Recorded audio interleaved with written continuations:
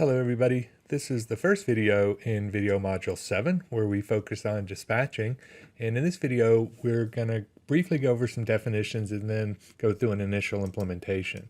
And so the definitions, if you haven't watched the lecture slide for this week, you should do that. We talk a little bit about this in more detail, but basically when we talk about dispatching, what we're doing is we're selecting the next object to allocate a resource to from some list. And so you can think of jobs waiting at a machine or a workstation, and you are, when the workstation becomes available, you're selecting the next job from those waiting.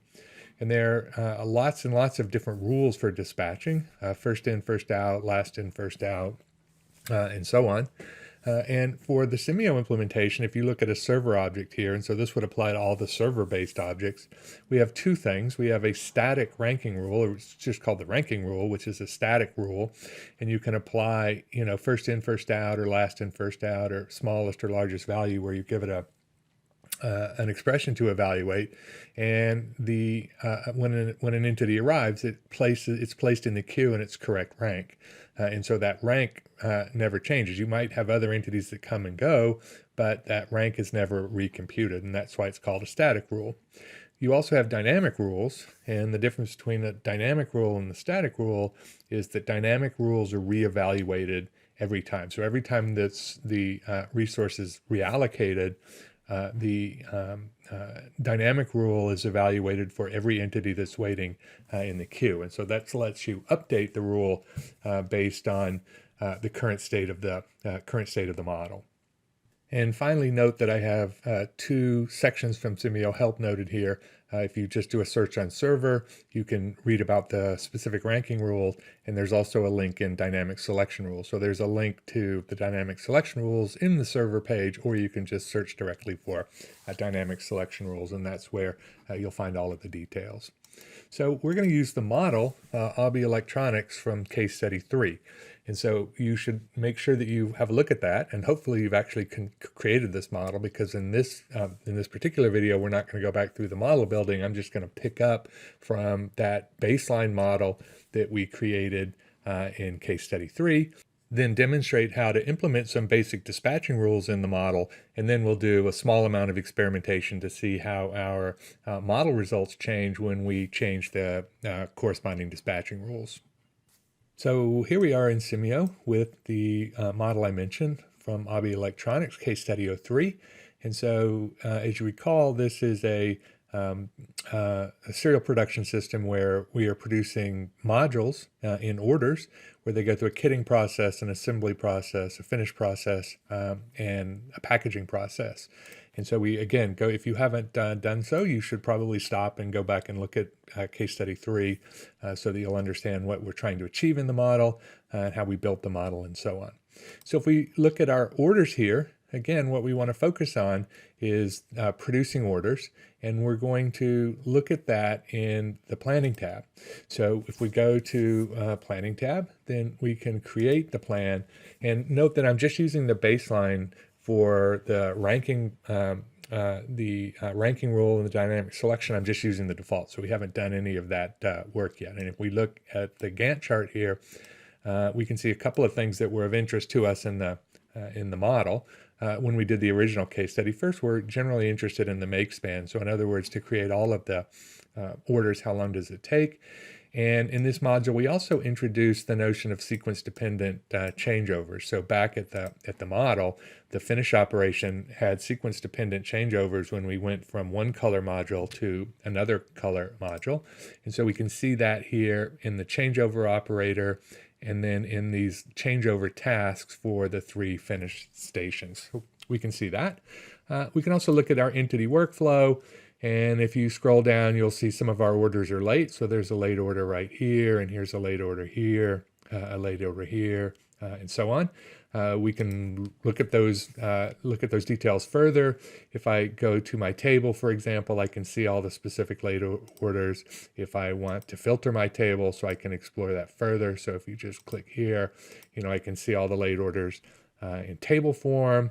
I can also go and see the details in target details, so I could do that similar filtering the similar filtering there. And finally, with respect to these changeovers, I can also look at, if I go to my logs, note that we can go to the task log. And so remember how we implemented the sequence-dependent changeovers.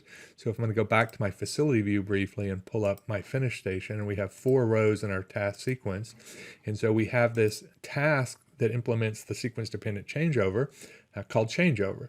So if I go back to my planning and go to the log here, I can then just pull, let's see which one is it, my task, and then filter the task to changeover. And so here are all of the sequence-dependent changeovers that we incurred in our baseline run. So we think about the metrics that we're interested in this model. We mentioned 3 basic metrics there. We mentioned the late orders, the changeover time, and the make span. So those are the 3 general ways that we're going to use to evaluate this model, at least during this particular video. So it's relatively straightforward to access the performance. Again, if we go back to planning, we can filter our task log to get the information about the changeover tasks, and then either look at the targets or the data table to get the late orders. And then, as I said, you can go to the entity workflow, or the entity resource plan, the resource plan, to get the make span. But we also have this other method that we've talked briefly about called dashboards. And if you remember from our, I think it was case study 2, we had 2 basic dashboards that we used, and one of them happened to be make span, which we're interested in here. And then we had another dashboard called dispatch list. And so the focus of next week's class is going to be on dashboards and how to build dashboards. But what we're going to do in this module is we're just going to add another dashboard that I've pre-built that we're going to use for these performance metrics. So I'm going to go back to results. You can't do this in the planning tab. I have to go to results and then go to the dashboard results. And now you can see we can edit and add new dashboards and so on. We're just going to import one that I've pre-built, and the one that I'm going to import is called Simple Scorecard. And so if we open that, it's going to say, what do you want to name it? I'm going to name it Simple Scorecard. And you can see that the dashboard has the exact performance metrics that we're interested in. I have the make span here. I have the number of late orders here, along with the number of on-time orders, and then I have our sequence-dependent changeover information. I have the number of sequence-dependent changeovers and the total time consumed by those changeovers. And so the idea here on the dashboard is that and you can tell by the name, a simple scorecard, is that I'm going to evaluate a set of dispatching rules, or evaluate a schedule that was generated based on a set of dispatching rules using this simple scorecard. And as I said earlier, the focus of next week's class, both the lecture section and the video module section, is going to be on the concept of dashboards. So for now, don't worry about how it was created. Just hopefully recognize its use in being able to easily assess the quality of one of the schedules that we generate based on our dispatching rules.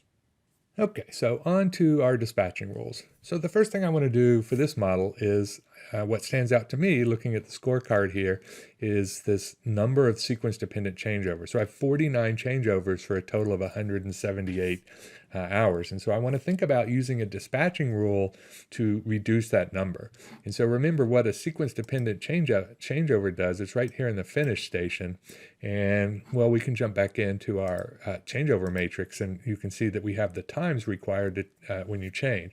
So if I am, say, a green, one of our green modules, and you're coming from a red module, then it takes 240 minutes for changeover. If you're coming in from a blue, it takes 180. And so clearly that time, the changeover time, is going to depend on the sequence of orders. And since that sequence of orders can change, then we need a dynamic dispatching rule to implement that. So I'm going to go to the finish and recall, rather than implementing the dispatching rules on the individual stations, we're going to implement those dispatching rules here on the transfer node that we route orders from. Because in order to have the routing the way we want, in order to put off the decision as long as possible, we set these input buffer capacities to 0. And so setting up a dispatching rule here, either a static or a dynamic, on the individual server-based objects won't do any good, because they don't ever have a queue, because we hold things here at the transfer node until a resource becomes available. So I'm going to go back to finish, and then what I want is this route, because this is a dynamic rule, I want this route request selection rule, right? So I'm going to do the pull down, and I want a standard dispatching rule, so it brings up the related properties, and the dispatching rule that I want is least setup time. So there it is. You can see that it is a standard dispatching rule inside of Simio.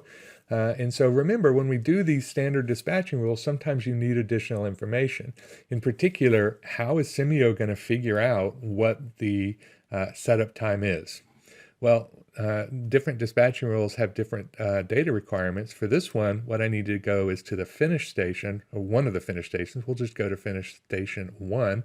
Remember when we did this in case study 3, we have 2 custom objects. We first created a custom object called AE server, and then because the finish servers had that sequence dependent changeover, we subclassed that further, and so we have AE finish for these 3. So I'm going to go here in advanced options, and you can see we have something called expected setup time expression. Okay, so that's what we want to, that's how we tell Simio to compute that expected setup time. So we go back to our definitions, it's this that we need to define. So finish changeover logic is where we define that changeover logic. So I'll go back to my model, finish, advanced options where I was, and then just pull expected setup time expression. So I want finish.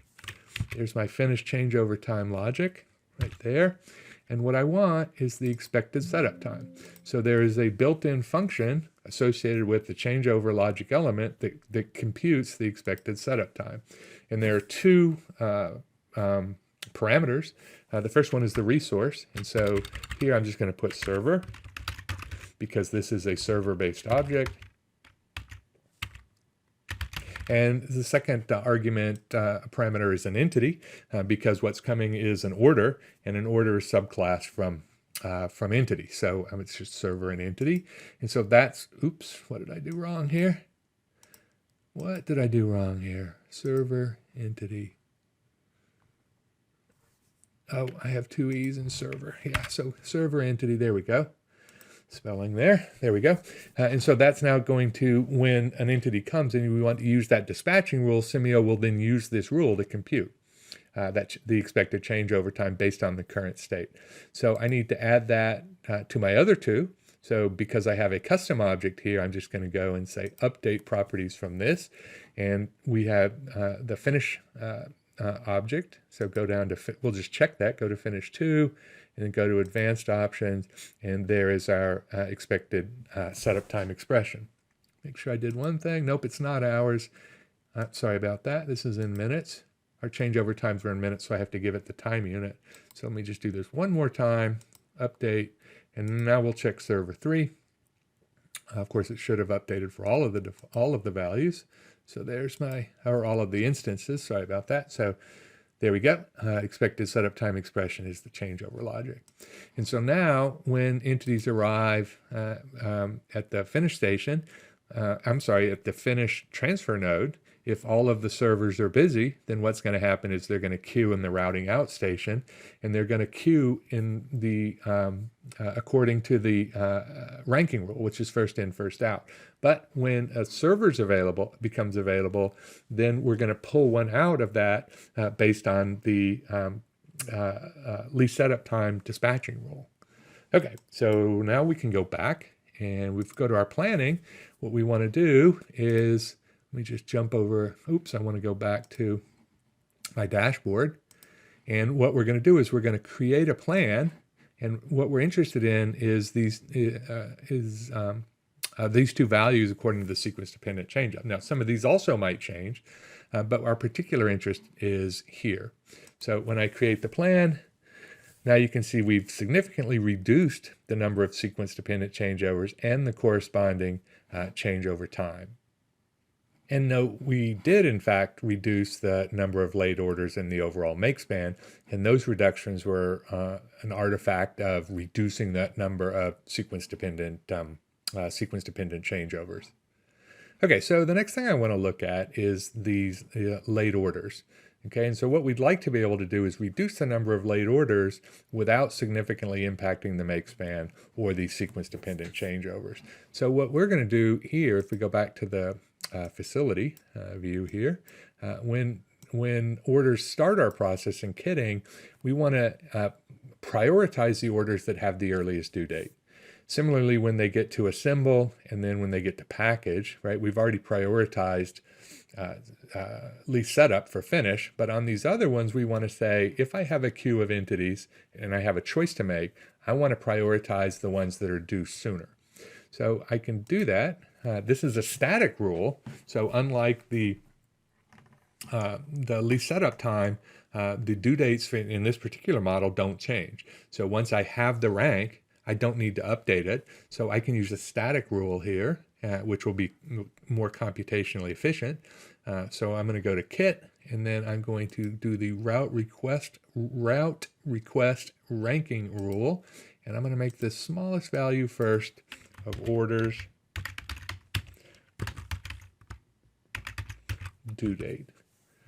Okay, smallest value first of orders due date, and then I'm going to do that same thing here at assemble. So this is route request static rule, orders due date.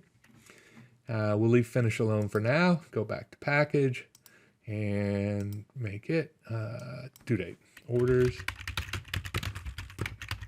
Okay.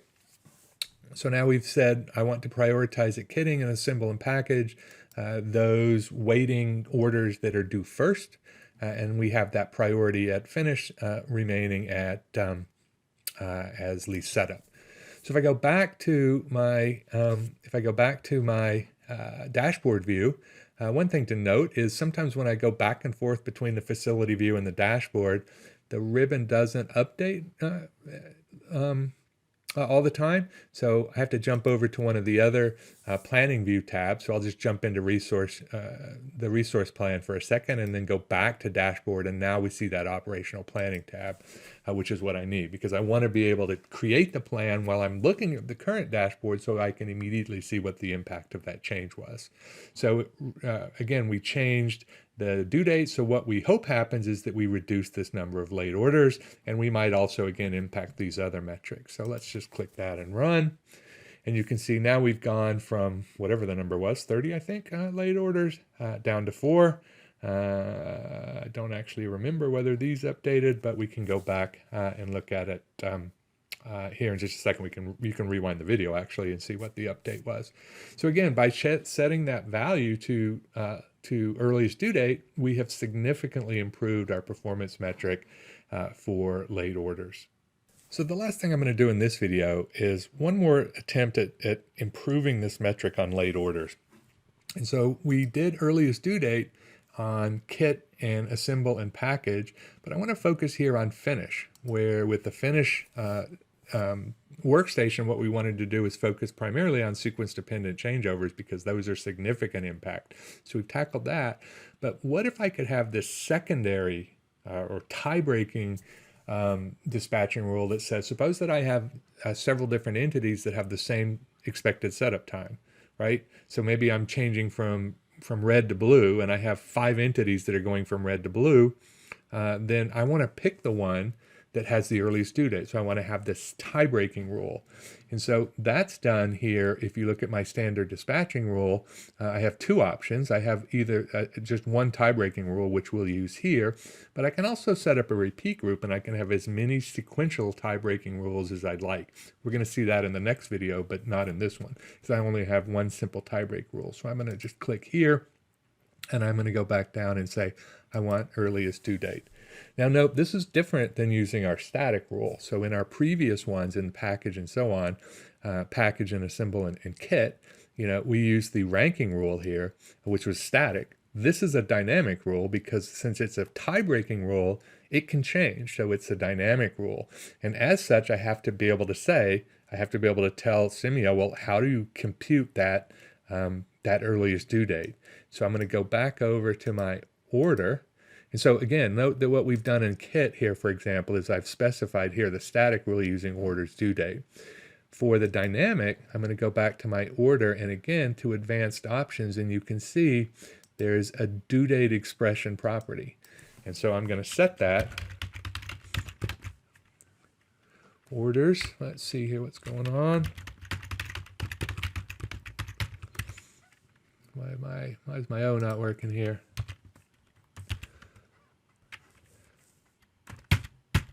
Now it's extra working here. My computer must be working hard in the background. There we go. Orders due date. And that's set as the due date property. And so now when the entity gets to finish, actually, because they're dynamic rules, this happens when a reallocation happens, is the server is going to look at all the entities waiting, and it's going to pick the ones that have the least setup, and then from among those in the least setup, it's going to pick the one that has the earliest due date. So we go back to planning.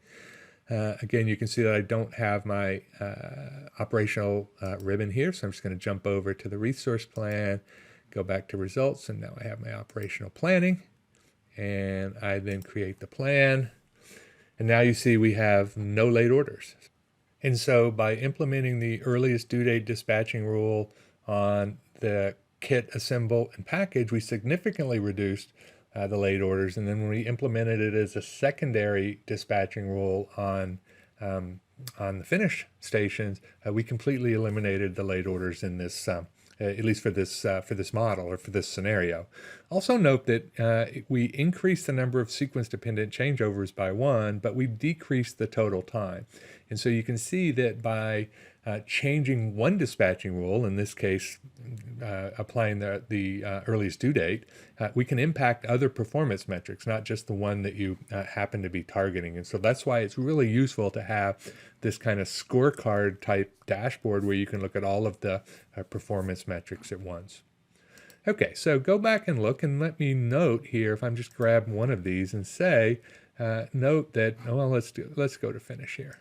So I'm using the dynamic, is that Simio has a whole bunch of different dispatching rules. And so we just picked 2 common ones, the setup, because we happen to have a sequence-dependent setup, and due date, because again, our focus was on late orders here, but there are a whole bunch of other dispatching rules, and you should go through and experiment with this model using some of those other dispatching rules. Also, remember when we did this model, if I can go back to my data tables, we had 4 different scenarios in case study 3.